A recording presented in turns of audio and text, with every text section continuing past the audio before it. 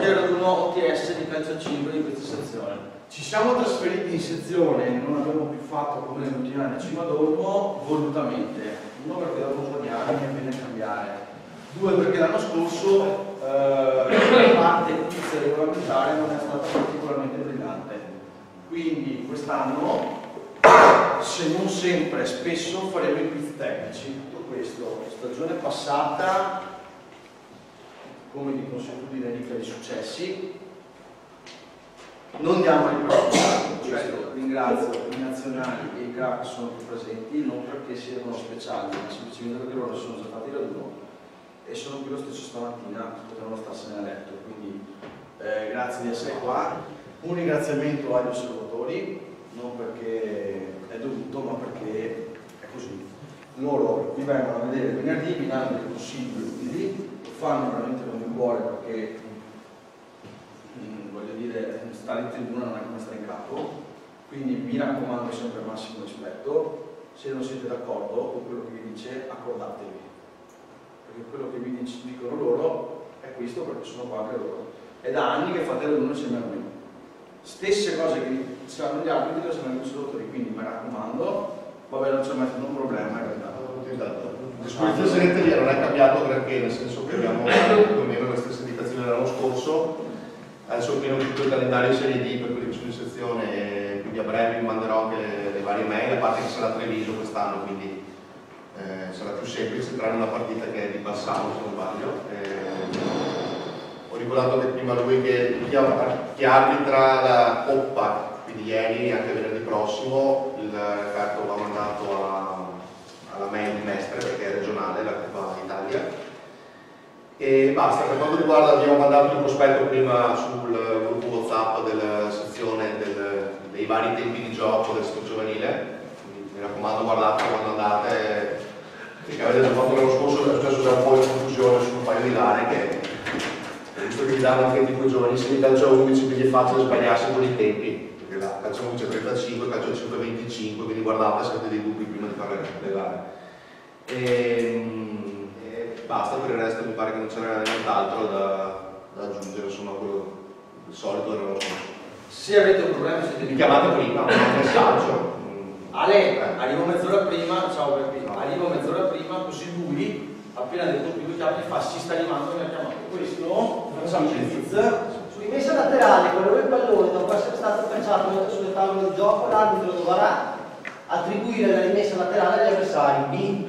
Quello che è il suddetto passaggio punibile di un compagno al fine di evitare l'autorete, blocca il pallone con le mani all'esterno dell'area di rigore. L'arbitro sanzionerà l'infrazione con un calcio in posizione diretta e espellerà il portiere. A. Seguito di una ripresa di gioco, dimentica di far ripartire il cronometro. Quale decisione dovranno prendere gli arbitri? Dovranno aggiungere il tempo non registrato. C.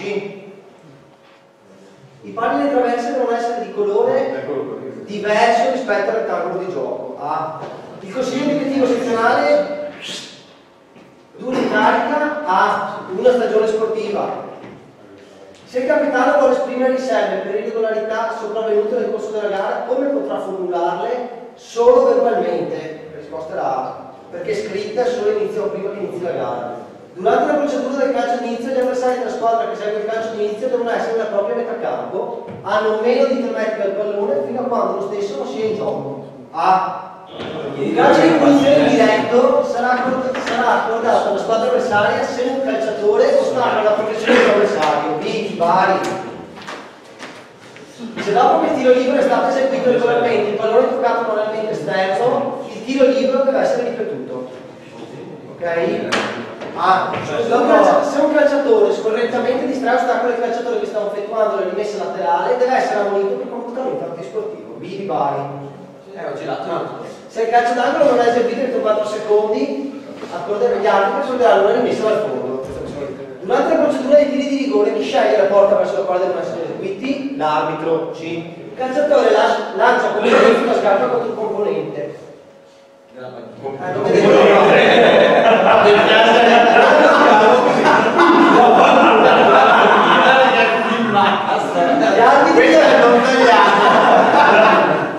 Gli arbitri dovranno interrompere il gioco, spalla del calciatore e concedere un calcio di punizione indiretto nel punto in cui si trova il pallone. una squadra ritardataria in elenco, non leggo, però scusate, iscrivi in elenco solo 5 calciatori e la gara inizia. Possono prendervi parte gli altri giocatori che arrivano in gara iniziata? No. La risposta esatta è la A. Le assemblee sezionali elettive sono indette dal presidente dell'AIA nell'arco temporale prefissato e si svolgono in via ordinaria ogni quadriennio olimpico, ogni 4 anni. Il giocatore difendente esegue un calcio di punizione diretto all'interno della propria area di rigore. Il calciatore che esegue il calcio di punizione passa il pallone direttamente al proprio portiere che si trova in detta area e quest'ultimo manca il pallone che entra in rete. Quale dovrà essere la decisione del diario? Il calcio di punizione dovrà essere ripetuto A. Il portiere gioca il pallone nella sua metà campo e allo scadere dei 4 secondi un avversario entra regolarmente in possesso. L'arbitro dovrà guardare il vantaggio, la risposta esatta è la B. Sì, segnalando con un braccio una infrazione punibile o calcio di punizione indiretto. In una gara del campionato regionale o provinciale dove non è prevista la presenza del promettista, l'arbitro deve recuperare gli eventuali minuti di time out. Sì, allo scadere del tempo regolamentare provvederà a indicare il numero di minuti che intende recuperare. La risposta esatta è la A di Ancona. Una squadra commette il sesto fallo cumulativo e l'arbitro che sta controllando l'area d'azione, potendosi sviluppare un'importante azione del campo, concede il vantaggio. Il secondo arbitro dovrà interrompere immediatamente il gioco e accordare il giro libero. Ok? Un calciatore titolare cambia il proprio ruolo con il portiere senza informare preventivamente gli arbitri e quel pallone con la mano all'interno dell'area di rigore. Quale dovrà essere la decisione degli arbitri? A. Autorizzano la continuazione del gioco ma non danno entrambi i calciatori alla prima interruzione. Con delle slide che hanno messo sul portale del calcio 5 nazionale, che sono gli errori ricorrenti che di solito vengono fatti durante le gare, danno alcuni consigli, vediamo un attimo assieme adesso. Allora, sono 7 praticamente tecniche che andremo un attimo a vedere, che sono guardo verso basso, verso il pallone, utilizzare la redazione anziché la propria zona di competenza. Ecco, alcune cose sono ovviamente, anzi, parecchie cose sono quando si arbitra in due, comunque anche per i ragazzi più giovani è interessante saperle. Poi la terza mette di prevedere lo sviluppo dell'azione, 4 comunicazione superficiale verso il contesto, 5 lettura della gara appropriata, 6 principalmente abuso rispetto agli eventi topici, 7 gestione superficiale dei componenti delle panchine. Andiamo a vedere un po' nel dettaglio. Allora, il primo errore che è molto ricorrente, anche perché lo vedo quasi tutti i saluti, è quello dello sguardo basso verso il pallone. Spesso si focalizza nell'aspetto visivo, guardare solo il pallone standogli troppo vicino, e questo purtroppo porta delle conseguenze che sono una dei contatti, difficoltà nel fare prevenzione, ci si fa superare l'azione, si mette il controllo delle linee di porta e si perde la prospettiva verso il collega. Sì, ci sono delle immagini che non sono chiarissime, però il concetto è che quando lo sguardo è troppo rivolto verso il basso, ovviamente si guarda il pallone ma non si vede quello che succede con le braccia, col tronco del corpo. Si vede bene. Ecco, sì, ecco, in questo caso, anche se volete poi la linea si laterale, comunque lo sguardo, ecco, suggerimenti pratici ovviamente, quello più semplice è quello di arretrare, quindi non stare troppo vicino e fare magari un passo indietro, guadagnare quel metro o due per avere un campo visivo più ampio. L'altro suggerimento che dà è appunto visionare gare di altri per allenarsi un po'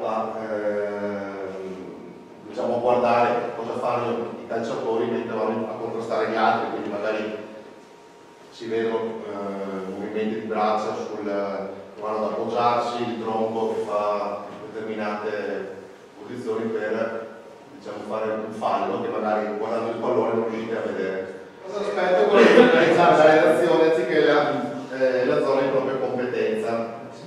Questo è un errore ricorrente, perché spesso quando si arbitra due si è concentrati solamente sul pallone e quindi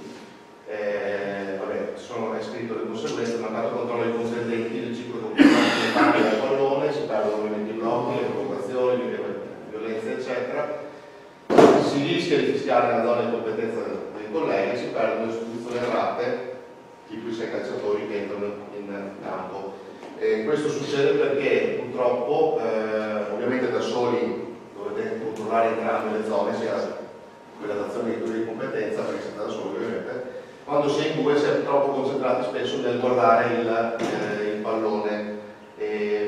Ovviamente quando si arbitra in due lo scopo non è quello di guardare tutti e due la palla, ma uno controlla la zona ovviamente dove c'è il pallone, quindi l'area d'azione, e l'altro deve controllare tutto quello che accade nel resto del rettangolo di gioco. Le immagini che mettono sono proprio erano dei video. Secondo me esatto, ma non partono, l'ho già provato. Quindi vabbè, comunque suggerimenti pratici ovviamente sono quelli di chiaramente fidarsi del collega, perché se è lui che sta controllando la reazione ovviamente bisogna fidarsi di quello che sta facendo lui, noi dobbiamo controllare quello che accade dall'altra parte del tavolo di gioco, tipo in area quando c'è l'attaccante difensore che magari si stanno contrastando, e vedere se succede qualcosa in quel momento anche se il pallone è lontano. Quindi ovviamente quella cosa dell'occhio guardare sempre il pallone, ma concentrarsi su tutto il resto del rettangolo di gioco. Consiglio che danno loro di visionare le aree altrui da bordo campo e abituarsi a focalizzare una zona di competenza, quindi a vedere una partita di un collega e concentrarsi magari non guardando il pallone ma cosa accade su tutto il resto del rettangolo di gioco, e vedete che succedono tante cose che arbitrando a volte non si vedono. Terzo aspetto è quello di prevedere lo sviluppo dell'azione. Ovviamente anche questo è un aspetto importante. Le conseguenze di questo errore sono quelle di fare la prevenzione verbale dopo il svolgimento, chiaramente si sbaglia il posizionamento, al momento di intervenire si sbaglia il provvedimento tecnico disciplinare, fallo, ultimo uomo, eccetera, e si perde di vista il calciatore da sanzionare. La domanda che loro ovviamente consigliano di farsi sempre è cosa potrebbe succedere ora, quindi cercare di anticipare quello che potrebbe succedere in quella determinata azione. Fino avanti. Scenari ipotizzabili in caso di fallo. Ecco, qua ci sono motivi che impongono di fiscale immediatamente o possiamo aspettare lo sviluppo dell'azione. Quindi bisogna chiedere sempre c'è condotta violenta, siamo già al quinto fallo o no, quindi sono domande da ripetersi in continuazione.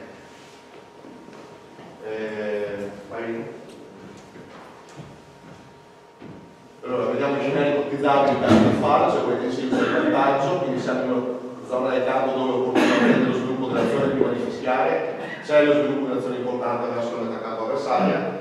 Queste sono tutte domande che bisogna sempre farsi per valutare bene cosa fare, fischiare, il vantaggio, eccetera. Ovviamente prevedere i provvedimenti disciplinari eventuali, quindi chiedersi sempre se questo fa fallo, cosa devo fare? Dargli il giallo oppure il rosso? Quindi cercare di farsi sempre delle domande mentre c'è il gioco di svolgimento per anticipare quello che potrebbe accadere, senza trovarsi magari spiazzati quando succede l'evento a pensarci, quindi c'è già prevedere se fa fallo questo è giallo, se adesso lo fa è rosso, quindi ripetersi sempre queste cose mentre si arbitra. Suggerimenti pratici che danno ovviamente bisogna girare dalla tribuna, magari stando alti, dove si vedono meglio ovviamente tutte le tattiche delle squadre. Abituarsi ovviamente a vedere sempre gli errori che accadono, e va bene, poi consigliano di visionare l'area in TV per fare un'immagine e prevedere lo sviluppo dell'azione, quindi magari bloccare l'immagine e cercare di capire cosa potrebbe succedere dopo. Questo è un esercizio non facile da fare, ma sarebbe interessante insomma, da provare. Comunque già guardare secondo me le partite magari da un collega e mettersi in una posizione alta, vedete un attimo anche come giocano le squadre, tutte le tattiche che adottano e può aiutare secondo me poi quando si va in campo. 4. Comunicazione superficiale verso il contesto. Questo ovviamente è una cosa abbastanza anche qua ricorrente perché diciamo andiamo un po' a toccare il discorso della personalità, quindi le conseguenze di questo errore sono la lesione dell'autorevolezza dell'arte, la mancata accettazione dei provvedimenti, proteste da parte del pubblico, perché i calciatori innalzamento di toni della gara. Questo è un aspetto che negli ultimi anni va molto preso in considerazione, la personalità è un elemento fondamentale per l'arbitro. E vediamo un altro paio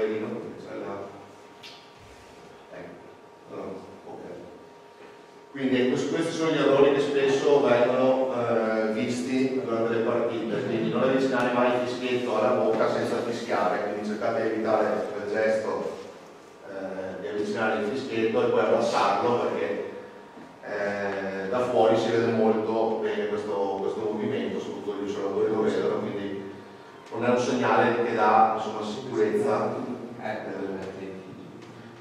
Poi ricordare sempre il numero di falli, e in caso ovviamente il tiro libero visitare indicato, perché i ragazzi l'altro giorno al corso, a mio parere, più che ricordare il risultato quando arbitrate, soprattutto loro soli, cercate di dire semplicemente il numero dei falli, perché il risultato è scritto, l'avete comunque scritto sul taccuino, ma cercate di ricordarvi sempre sono 3-2, sono 3-3, 4-3, cioè i falli sono più importanti, tra virgolette, del risultato. E questo capita perché spesso il discorso del quinto fallo che vi dimenticate succede anche a categorie più alte, quindi soprattutto all'inizio fate molto attenzione su questo aspetto.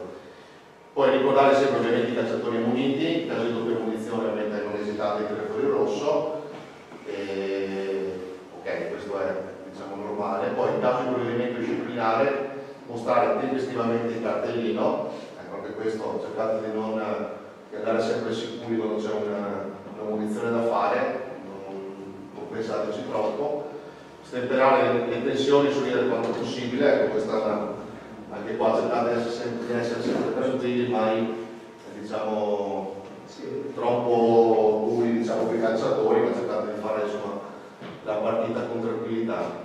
Umiltà vabbè, tornare indietro solo in caso di cose, insomma, molto gravi, ma fate la partita sempre con serenità, anche se sbagliate sicuramente.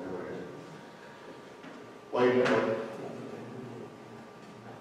suggerimenti che danno loro, va bene, domandarsi sempre chi mi guarda e cosa percepisce, ok?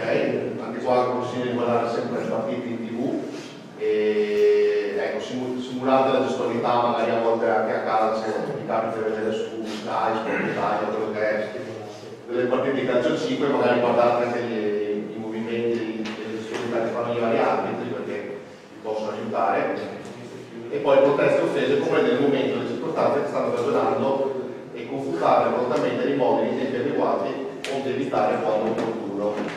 Quindi anche sulle proteste sì, ovviamente bisogna sempre capire il momento della gara. Io vedo spesso arbitri che si fanno mandare a fanculo, a volte anche in modo laterale, e stanno zitti, non fanno niente. Ecco, secondo me è là che deve venire fuori l'altro, perlomeno, cioè dovete sempre, non dico ammonire, ma almeno fare un richiamo molto severo in quel caso, perché non dovete accettare gesti, perché soprattutto all'inizio di partita vedo che a volte si lascia un po' correre, è una cosa che poi non recuperate più nel corso della gara. Quindi già dall'inizio, quando succedono cose del genere, fateli subito sentire, cioè non devono fare gesti o altro, perché altrimenti poi perdete la partita, perché quando vedono che possono farlo continuano fino al termine. Grazie. 5. Lettura della gara appropriata. Ovviamente qua è una cosa che la gara va preparata prima, durante la settimana, soprattutto per chi in due. Io consiglio sempre, anche per chi è da solo, magari datevi una lettera se possibile, adesso ci sono le varie classifiche, quindi già un po' prepararsi al tipo di gara che si è andata ad affrontare, se è prima contro seconda, prima contro ultima. Io mi ricordo che addirittura se era il ritorno a vedere il risultato dell'andata, se è successo qualcosa di particolare, per prevenire magari qualche episodio che era successo nella gara scorsa. E conseguenze di questo ovviamente sono ovviamente la valutazione degli episodi, missioni di problemi disciplinari, ricordare la gestione dell'errore, tale di concentrazione, ma sono cose scontate. Le proteste, ovviamente delle panchine, si rischia appunto di innalzare i toni della gara se non si capisce il tipo di gara che si sta affrontando. E vai Nino, sulla slide. Ok, qua dare suggerimenti pratici per questo tipo di errore. Allora, ovviamente preparare la gara con i colleghi durante la settimana, quindi già parlarsi magari al telefono, poi monitorare gli indici di criticità, quindi spesso magari si vanno ad affrontare squadre che arbitrare squadre che abbiamo già fatto, quindi magari si sa già qual è il calciatore che può essere l'elemento di disturbo, o appunto il tipo di gara che si va ad affrontare in base alla classifica. Sguardo ampio bisogna avere per cercare le espressioni in modo dei calciatori, ovviamente anche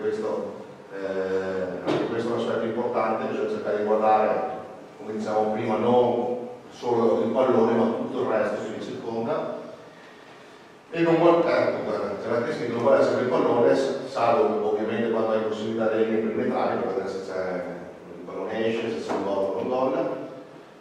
Tenere anche lo sguardo sul calciatore in reciproco contrasto, questo è quando si arbitra in due, dove si va a guardare la zona di competenza, quindi osservare attentamente cosa fanno i calciatori con il pallone lontano. Vai. Faccio vedere le slide. Sono tutti via. Merito a questo argomento, poi è fondamentale che andate a individuare gli elementi di disturbo. Questa è una cosa che ci siamo detti e ci diremo continuamente, elementi di disturbo. Quindi è inutile che lasciate correre anche le piccole cose. Da subito, appena capite, percepite qualcuno che vi infastidisce, attenzionatelo subito, perché quello è il 99% dell'elemento di disturbo, che è quello che fa gli interventi più duri, più scomodi, fuori luogo, quello che vi protesta anche quando non serve. Quindi lì dovete poi adoperarvi con la prevenzione, il richiamo, la munizione, l'espulsione per contenervi. Ecco, qua ci sono dei consigli su come recuperare aree di concentrazione, quindi contatto visivo con tutti i colleghi del team, allora l'interruzione di gioco, quando c'è ovviamente in coppia o con il cronometrista, procedure di controllo da ripetere sistematicamente, ovviamente tutte le annotazioni che dovete fare, gli ammoniti, panchine eccetera, accettare il proprio errore, è normale sbagliare, quindi questa è una cosa che capita spesso quando si fa un errore, poi si tende un po' a portarselo dietro durante la gara, a pensare a quello che è successo prima. Sabato scorso, per un esempio, l'arbitro ha deciso di non ammonire. Il sesto è il posizionamento a pulso rispetto agli eventi topici, conseguenze in questo caso sono le difficoltà nella risoluzione dei contrasti, la scarsa credibilità e ovviamente l'accettazione dei provvedimenti, proteste. Qui parliamo dell'aspetto della personalità, perché posture costantemente dinamica e saltellante, intuire lo sviluppo dell'azione per disporsi mentalmente allo scambio, stringere sui contenenti reciproco contrasto con spostamenti dell'elastico e implementare gli scambi. Qua è in coppia, sì, questo è più riuscite a perdere quei forzi, perché sì, è molto da usare. Vabbè, qua danno il posizionamento di contropiedi quando si controlla l'azione, danno posizione avanzata, non farsi superare, seguire sempre l'azione da davanti e presidiare la linea di porta e fare possibilità di laterali, ma questo ripeto è più che altro per quando si arbitra in coppia. Vabbè, i suggerimenti che danno ovviamente sono elementi specifici come la corsa laterale all'indietro, rinascita su sprint con testa girata di lato, tutte cose che si possono trovare in fase di allenamento. Quando vengono attaccati dentro in zona tiro, sprintare sulla linea di porta, questo invece può essere utile anche da soli. Quando si è, ho detto l'altra volta che i ragazzi soprattutto di seguire principalmente la linea del pallone quando si arbitra da soli, per avere un campo visivo più ampio, per vedere un po' tutto quello che accade. Ovviamente quando l'azione sta per entrare nel vivo, dentro l'area di rigore, cercate di scattare verso la linea di porta, anche perché anche in quel caso avete comunque tutto il campo visivo aperto e riuscite a vedere anche per tutto il tavolo. Vi dice, questa è la posizione iniziale degli arbitri, uno è qui e uno è qui, giusto? Sì. Vi dice, boh, l'azione si sposta, vedete il triangolo blu, l'arbitro 1, verso le panchine, sale e l'arbitro 2 scende. Questo è uno spostamento dinamico durante l'azione, ok? Zanniti le mani, viceversa è il contrario, se il fallo è qui, giustamente è più credibile l'arbitro 2, se il fallo è qui è più credibile l'arbitro 1, ma se l'arbitro 1 rimane giù e il fallo è qui, lo vede meglio questo. Quindi in coppia 1, 2, 3, tum, scatto e ci si inverte. Voi vi siete da soli e continuate a fare da soli. Usare dei componenti delle panchine. Mi raccomando qua. Questo anche qua è un aspetto, un errore che si vede spesso. Le conseguenze di questo sono ovviamente riscaldamento simulato, disagevole non regolamentare, presenza simultanea di più di un dirigente in piedi nell'area tecnica, spesso accade, maggiore coinvolgimento delle panchine in mass confrontation con test di massa. Il controllo delle panchine ovviamente è fondamentale, per chi ovviamente anche qua in coppia con le disposizioni briefing dettagliate, quindi il controllo delle panchine a parte di tutto il team ovviamente, quello del volume della gara, monitorare l'effettivo riscaldamento delle riserve fuori dalle panchine, anche questo anche qua però anche da soli dovete cercare di dare un occhio, quando vanno a scaldarsi, quando si alzano vanno a scaldarsi veramente, quando necessario utilizzo di uomini a gioco fermo verso allenatori e dirigenti che disturbano con parole e gesti entro il limite del tutto, ovviamente se no vanno espulsi, si offende il ribaltamento delle responsabilità. Qua so che da soli ovviamente non è facile, però cercate sempre di dare un'occhiata a quello che accade in panchina. Vedo spesso quando siete da soli che si alzano molte persone dalla panchina, che l'allenatore, il dirigente, ecco. Cercate quando passate vicino, questa è una cosa che potete fare anche senza fare il ruolo, cioè il richiamo ufficiale, spesso potete fare molta prevenzione ogni volta che passate dalle panchine. Seduti o solo visti in piedi, cioè cercate di fare tanta prevenzione, soprattutto da soli, perché ovviamente è difficile vedere tutto. Allora, grazie a Ale Campa CDS, condotta veramente sleale. Giusto per mettervi confusione, nel calcio 11 questa si chiama DOS, è la stessa cosa, siccome sono gli 11 loro, allora si inventano però è diversa, molto diversa. Allora, un calciatore, occhio che cosa facciamo in cappello tutti, impedisce la segnatura di una rete toccando volontariamente il pallone con la mano o l'evidente opportunità di segnare una rete ad un avversario che si dirige verso la porta, commettendo un'infrazione punibile con un calcio di punizione o con un calcio di rigore. Aggiungo, anche con una infrazione punibile con un calcio di punizione diretto. Anche così. Esempio, gioco pericoloso, l'attaccante per non subire il contrasto si toglie, mi avrebbe sicuramente a porta vuota un punto, tu mi punti il piede qua, io mi tolgo e invece hai fatto gol. Rosso. No. Detto questo, calcio di punizione diretto, incluso il tiro libero, indiretto infatti lo mettono di rigore, disciplinare rosso. Con conseguenze note sul numero dei calciatori, perché se noi facciamo un espulso dei titolari, cosa succede? Espulsione. Espulliamo uno. In quanti riprendiamo? Io faccio tu fai un rosso. In quanti riprendi? Uno e meno, quindi 4. Per quanto tempo? Oppure? Quando segnano non rientro subito. Chi segna? Gli avversari. Perfetto. La definizione di condotta veramente sleale mette in evidenza due diverse tipologie. Calciatore che impedisce all'avversario la segnatura di una rete toccando il pallone con la mano sulla linea di porta, escluso il portiere, ovviamente, perché il portiere può giocare con la. Bravo. Calciatore che impedisce all'avversario l'evidente opportunità di segnare una rete intervenendo in maniera fallosa, incluso fallo di mano all'interno dell'esterno dell'area di rigore. Elementi di base: presenza di due calciatori, difendente e attaccante, volontà e possibilità dell'attaccante di segnare una rete, commissione di un fallo che impedisce la rete, tocco di mano volontario del difensore che impedisce alla sua avversaria la segnatura della rete. Bene, in assenza di uno solo dei requisiti indicati non c'è condotta veramente sleale.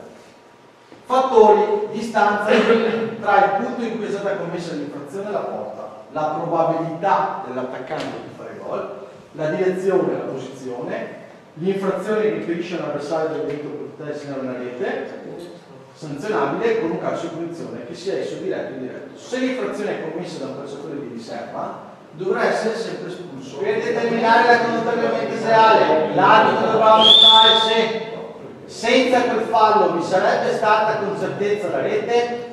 Il fallo è commesso dal penultimo difendente col portiere a difesa della porta all'interno della sua area di rigore. E qua adesso abbiamo un altro capitolo.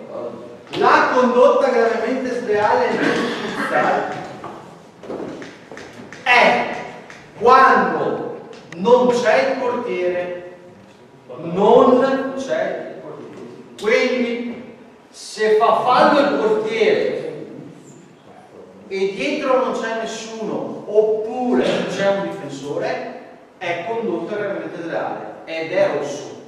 Se invece lo fa un difensore ma c'è il portiere, non è condotta gravemente sleale.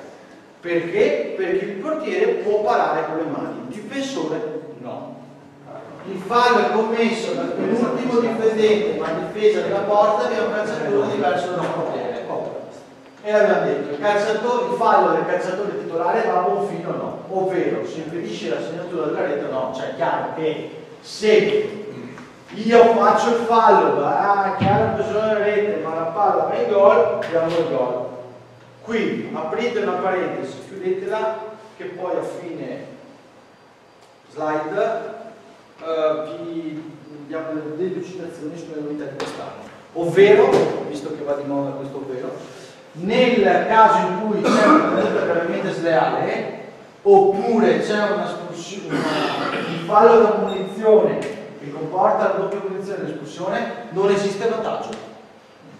Non esiste vantaggio. Si fischia, si dà rosso, stop. Non esiste vantaggio. Se vi dimenticate che era già munito, poi vediamo cosa fare. Fallo o il mero tentativo è commesso da un calciatore di riserva e abbiamo detto che è sempre rosso. Bravo, questa è la il difendente tocca il pallone con la mano, incluso il portiere, all'esterno dell'area di rigore, impedendo così una chiara pressione della rete degli avversari. È sempre rosso. Questi sono dei casi esemplificativi, adesso li vediamo. Quindi, se anche il portiere la prende con la mano, ma all'esterno dell'area di rigore, perché in area lo può fare, è rosso. Chiaro? Portiere che esce dall'area, ok? Esce dall'area, la para con la mano, c'è l'attaccante, ma la prende con la mano e è rosso. Chiaro? Fuori dall'area, dentro lo fa. Caso 2. Il difendente interrompe in maniera fallosa un'importante azione di attacco della sua avversaria con il portiere dietro. Giusto? Abbiamo detto che è Aldo? Bravo. Ma se a difesa della propria porta vi fosse un difensore diverso dal portiere, grazie adesso. È chiaro. Vi ho già detto tutte queste cose, le stiamo facendo. Il calciatore di riserva entra nel rettangolo di gioco con l'intento di impedire la segnatura della rete della squadra avversaria senza raggiungere. Bravo. Espulsione del calciatore, attribuzione della rete e ripresa di gioco con un calcio all'inizio. La sua squadra riprenderà il gioco con lo stesso numero di titolari. Calciatore di riserva, bla bla bla, impedisce espulsione. Calcio di punizione in diretta sull'avversaria, si riprende con un titolare in meno. L'abbiamo già detta, Condotta gravemente sleale non deve essere confusa con l'infrazione della norma relativa al gioco del portiere, che nel tentativo di impedire a un autorete, in assenza di calciatori avversari che partecipano all'azione, blocca il pallone non in maniera fallosa. Perché ci sia una condotta gravemente sleale ci deve essere un fallo, non un'infrazione. Il secondo tocco, il retropassaggio, non è un fallo, è un'infrazione. Chiaro per tutti? Il fallo di mano è un fallo, un gioco pericoloso è un fallo, un taker è un fallo, il retropassaggio è un'infrazione. Quindi non può esserci condotta gravemente sleale. La condotta gravemente sleale si configura invece nel caso in cui il portiere, nel tentativo di impedire a un autorete, pur in assenza di calciatori avversari che partecipano all'azione, blocca il pallone in maniera fallosa, esempio mano all'esterno dell'area di rigore. In questo caso ci sono gli elementi: Allora, l'arbitro dovrà intervenire tecnicamente in coerenza dell'infrazione commessa, diretto di rigore e valutare se sono invisibili. Tocco del portiere all'interno della sua area di rigore o di piede all'esterno, nessun prevedimento. Tocco di mano del portiere all'esterno dell'area di rigore, espulsione. Indica. Aggiungo che se il portiere fa il secondo tocco del retropassaggio e quindi abbiamo detto Ale è un calcio di punizione indiretto, bravo, qui scrivono nessun provvedimento disciplinare, ma se c'è l'attaccante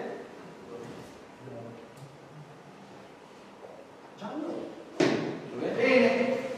Nel caso di retropassaggio al portiere in presenza di calciatore avversario sulla traiettoria, l'abbiamo appena detto, se c'è fallo è rosso, se c'è la vera infrazione è giallo, l'abbiamo appena detto, non di nuovo.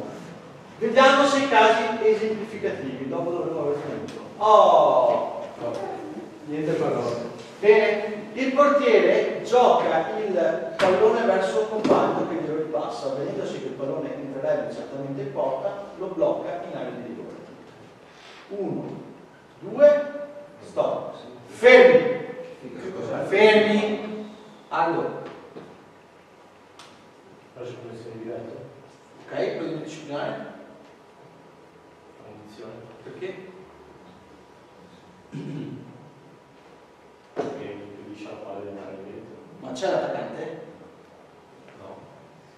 No. Tu hai detto indiretto. Sì. Perché non c'è fallo, ma è un'infrazione. Un'infrazione. C'è l'attaccante? No, quindi Non c'è neanche. non c'è il provvedimento disciplinare. Quello va toccato con i piedi, con i piedi. Non importa, anche se lo fa con le mani è dentro l'elmo. Nessun provvedimento disciplinare, espulsione diretta. Ok? Caso 2. Occhio che vi faccio le domande. Il portiere gioca il pallone verso un compagno che glielo ripassa, avvenendosi che il pallone entrerebbe certamente in porta e lo intercetta con le mani fuori area di rigore. 1, 2, stop. Tecnico? Diretto. Caso di esecuzione diretto, cumulo del fallo, non apro parentesi. Portiere gioca il pallone verso un compagno che glielo ripassa. Il portiere, valutando che il pallone sarebbe certamente entrato in possesso dell'avversario, lo blocca con le mani all'interno dell'area di rigore. 1, 2, tam. Ammonizione e calcio di punizione diretto. Gioca il pallone verso un compagno che glielo ripassa. Il portiere, valutando che il pallone sarebbe certamente entrato in possesso dell'avversario, lo atterra in maniera fallosa. Vabbè, diretto di sicuro. Quindi siamo in area. Calcio di rigore. Bene, caso 5. Il portiere gioca il pallone verso un compagno che glielo ripassa. Il portiere, valutando che il pallone sarebbe certamente entrato in possesso dell'avversario, lo gioca una seconda volta toccando con le mani fuori dall'area di rigore. È rosso. Rosso? Quando la tirata. Sì. Tecnico? Diretto e indiretto? Adesso il 50%. È un'infrazione? Sì. No, no, lo prende con le mani. Quindi non è un'infrazione, è un fallo, quindi Quindi diretto. diretto, fatto. Espulsione, diretto e cumuliamo. 6. Il portiere effettua una rimessa dal fondo e riceve nuovamente il pallone dal compagno senza che sia stato toccato dall'altra squadra, impedendo all'avversario di entrare in possesso senza commettere fallo su di lui. 1, 2, tan, tan. Indiretto. Non hai capito? Cioè gioca secondo tu, questo è Parte in verità, tu. Ah, ok. Indiretto. Ok? Disciplinare? E basta. Guarda, beh, io l'ho fatta apposta. C'è la munizione. C'è l'attaccante. Adesso C'è l'attaccante. No, prima Bene, per individuare e distinguere la condotta gravemente sleale, così come per altre fattispecie previste, bisogna ricordare la definizione e valutare se sussistono gli elementi. L'esercizio continuo e veloce di scomposizione e ricomposizione degli elementi ha fatto sì che mi avete fatto svenare. Grazie per l'attenzione. Allora, quest'anno le linee guida del settore tecnico ci hanno dato nei casi di condotta ambientale il vantaggio di norma non deve essere concesso. Qualora l'arbitro intenda comunque accordarlo ad Appazzoli, segnalandolo col gesto codificato, lo stesso si concretizza e si possono prefigurare dei seguenti. Vai col mouse, basta che scorri situation. Allora, rete e log, la stessa sarà accordata, l'infrazione per la quale è stato accordato il vantaggio sarà punita con la munizione per comportamento distruttivo. Quindi, caso mio, la palla va dentro, bene, il vantaggio giallo occupa posta. Se la rete non viene realizzata, il pallone esce, l'arbitro dovrà espellere il calciatore, che è quello che avrei dovuto fare io. Il fallo dovrà essere cumulato, come questo l'avevo fatto, il gioco sarà ripreso in conformità di come essere la rete. Se la rete non viene realizzata nell'immediatezza a causa di un'interferenza di un difendente nel frattempo sopraggiunto e che ha inficiato la concretizzazione del vantaggio e la realizzazione della rete, l'arbitro dovrà tornare indietro e concedere calcio di punizione. OTS, fischio rosso. Non esiste vantaggio, non esiste. Io questa cosa ve la devo far vedere, ma cancellatela. Loro se vogliono assumersi il rischio perché comunque hanno comunque una padronanza diversa dalla vostra, lo possono fare. Vi dicono cosa fare. Allora la rete non venga realizzata nell'immediatezza e l'arbitro erroneamente non torni indietro per sanzionare l'infrazione. Gli arbitri interromperanno il gioco. Appena una squadra del calciatore che ha commesso la condotta ambientale avrà il possesso del pallone. L'arbitro per spegnere il calciatore, il fallo verrà accumulato e sarà ripreso una soluzione diretta. Capite che immaginate? Effetti successivi alla concessione del vantaggio per un'infrazione che prevede la sospensione. Copia e incolla. Vai, rosso. Boh, chiudi. Domande? Vi faccio vedere un video. Non è più per farlo. Vabbè, ok. Allora, per me, questi documenti sono riportati in forma di simulazioni animate, che bello. I possibili effetti del tiro partiti verso la porta prima del suono della sirena del cronometro. I casi sviluppati sulla base dell'innovazione regolamentare che sta separando il numero 2012-2013 e 2007 sono utili al fine di determinare la convalida mobile rete che stabilisce dal tiro, la fine del tempo regolamentare o il suo prolungamento per eseguire un calcio punizione, un tiro libero o un calcio di chiusura. Ok? È fondamentale ricordare che in ambito regionale provinciale l'arbitro è anche il cronometrista della gara e che il suo fischio non equivale a quello della sirena, ma decreta la fine della gara. Ok? Perché in C1 nelle categorie nazionali suona la sirena e dopo l'arbitro. Pertanto, alla fine di non causare tensioni, si raccomanda agli arbitri di attendere l'esito del tiro partito lo scadere del tempo regolamentare prima di fischiare il termine della gara. Mi raccomando, perché se si sbaglia questo si rifanno gare. Effetti del tiro al fine della convalida o no di una rete. Ok?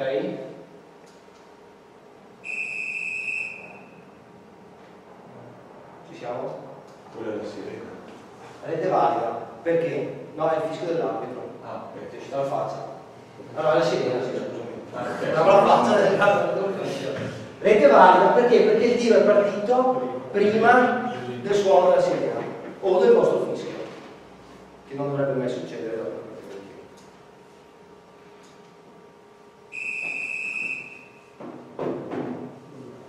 Ok? Rete valida. Quello che ha applicato il portiere e il tiro sta finendo il suo effetto. Ci siamo? Tutto chiaro?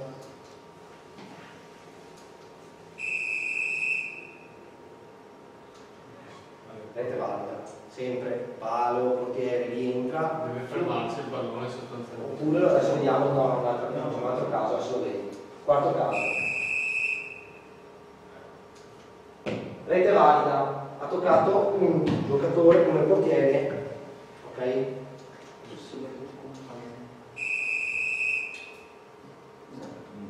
Rete non valida, perché il tiro è esatto. Ha toccato il compagno. Qua sono solo casi, possiamo vedere un attimo. Rete non valida perché tocca il portiere, ma dopo tocca un suo compagno di squadra. 7. questa è uguale a quella che abbiamo già visto prima, non so che l'hanno rimessa, però... No, perché No, se è valida. È valida, ma all'inizio, se tu ti ricordi, la toccata del portiere è uguale. Caso 8. Valido o non valido?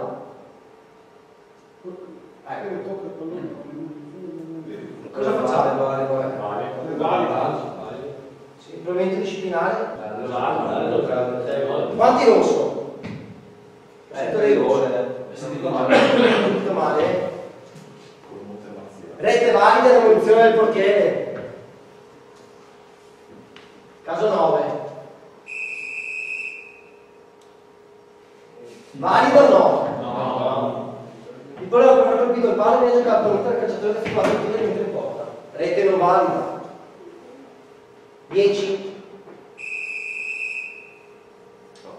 No. No. Dopo una rimessa al fondo il pallone viene giocato da un attaccante che segna una rete. Rete non valida, perché comunque sempre il suo compagno di squadra. 11. Dopo una rimessa al fondo il pallone viene toccato dal difensore dentro in rete. Gol o no gol? Sì, gol. Esatto, gol. Sei stupido.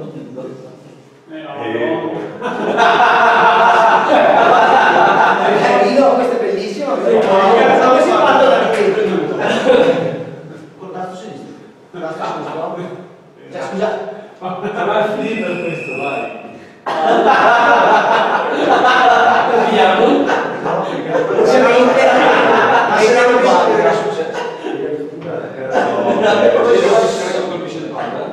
Praticamente rimessa al fondo, tira rimessa al fondo, becca il palo, becca un difensore dell'altra squadra e si fa autogol. No, ma com'è che l'ufficiale in quel frangente là? Perché la palla più bassa Sapete che la prende dal calcio quando vedi una della caso 13,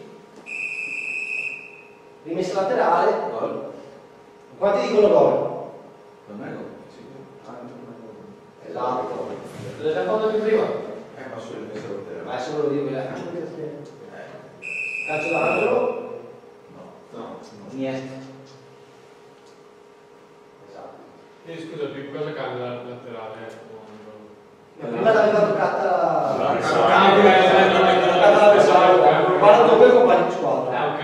Danno per quelle cose senza la deviazione. Sempre calcio d'angolo, adesso questo sarà l'altro caso. Vedi, la tocca il difensore, quindi questo è Koulibaly. esatto. Non avevo visto il colore prima. Caso 16. Quindi direi.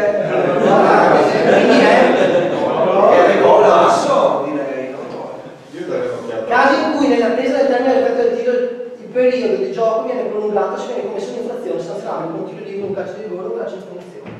Questo è importante. Ok, il portiere intercetta il pallone con le mani fuori dall'area di rigore impedendo la realizzazione di una rete. Che cosa si fa? Rosso direi, Sì, fai battere. La fine dell'effetto del tiro. Quindi si batte. Ok? No, scusa, io non una cosa. Ma si batte e Vedi l'esito che avrà quel tiro, batte la punizione. Ok, quindi il periodo di gioco. aveva un secondo, quindi poi hai. No, è già finito. Cioè, devi prolungare l'effetto del tiro, perché se succede che lo fai dietro la metà campo, che c'è il fallo, ci sta più di un secondo la palla entrare in rete se li tira. Quindi l'attaccante tirerà sicuramente perché tira, dovrebbe vedere l'esito del tiro. Se Ah, ok, non c'è solo il tiro, cioè posso venire di tutto, basta, finito. Esatto. Ok, no, per questo.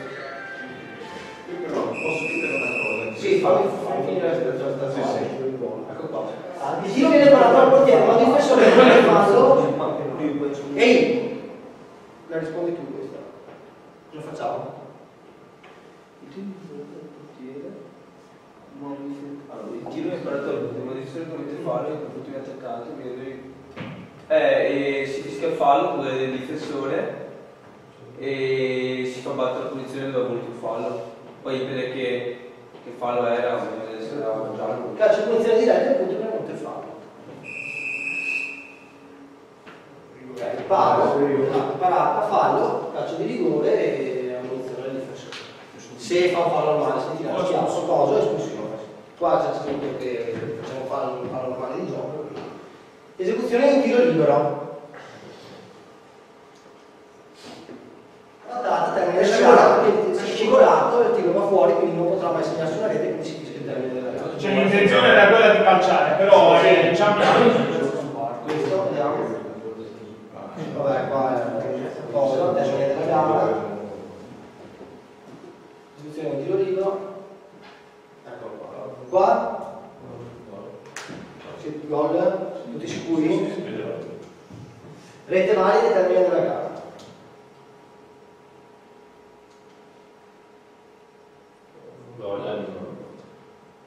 Esatto. Facciamo così, facciamo prima del tiro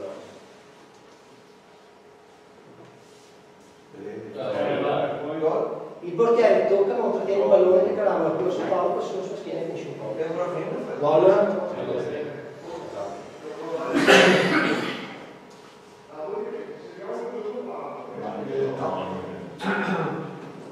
Gol? E se non era finita la gara era gol? Perché? Perché non vale del calcio di punizione in livello. Ok? Lo libero, tac, tac, tac. Che cos'è? Non è quello che non...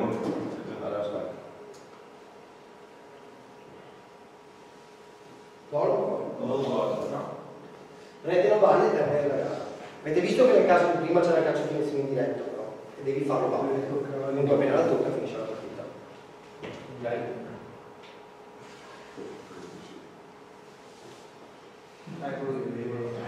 se c'è il titolo. Che cos'è? No. Esatto, fine della gara.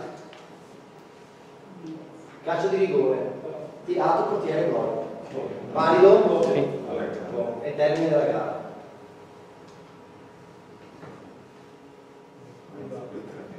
Ok, cosa si fa qua?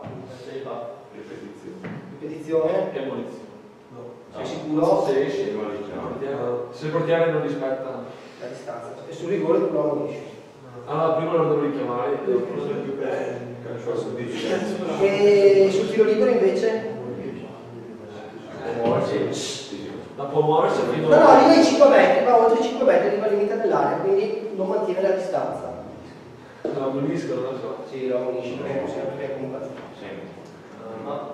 Ripetizione del calcio di rigore, vabbè. Il richiamo non è codificato, però. Ok?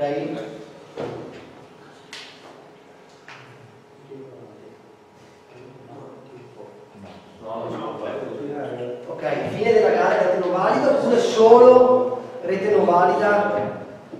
Augustus cos'è qua?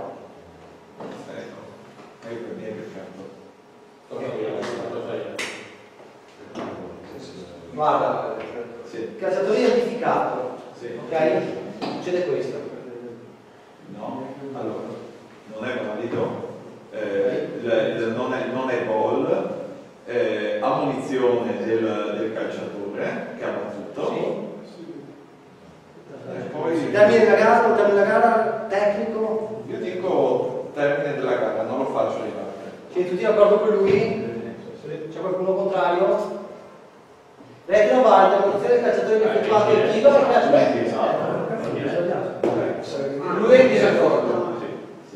È la stessa cosa del palo di prima sul tiro libero. Sì. Gli ha dato, si dà. Gli si dà il calcio di posizione sotto dei gusti. Calcio di punizione diretto. Tira, valida. No, posso sicuramente. Vabbè, passerà. questo è gol, ragazzi, rete valida e termine della gara. Calcio di punizione. No. Fuori gioco. Che cos'è? Gol o gol? Termine della gara o termine della gara? Rete non vale il termine della gara. Diretto, il pallone viene intercettato con le mani da un difensore. Cosa si fa? Termine della gara o termine della gara? No, non termine. Calcio di punizione diretto, tiro libero e ammonizione del calciatore. E non termine della gara. Indiretto, avete visto? Che cos'è? termine della gara o termine della gara? Termine. Rete non vale il termine della gara, ok? Ma c'è una mazzoletta pure. Cosa? Da 5 sono 70. Vai avanti,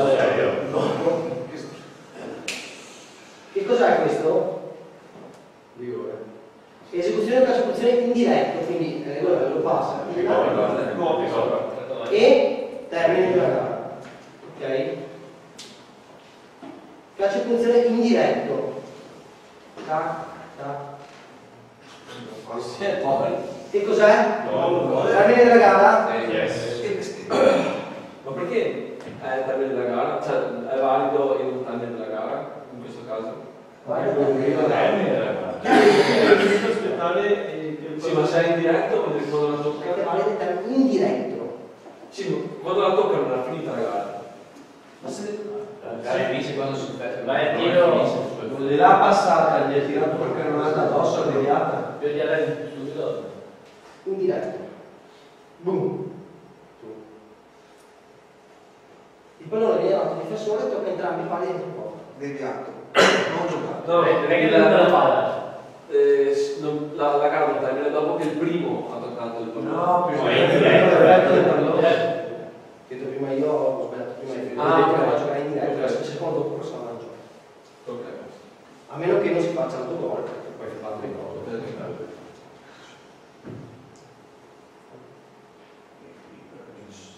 Che cos'è? Gol. Termine della gara o termine della gara? Termine della gara. Sì, sì. Siete validi. Che vale il termine della gara? Allora.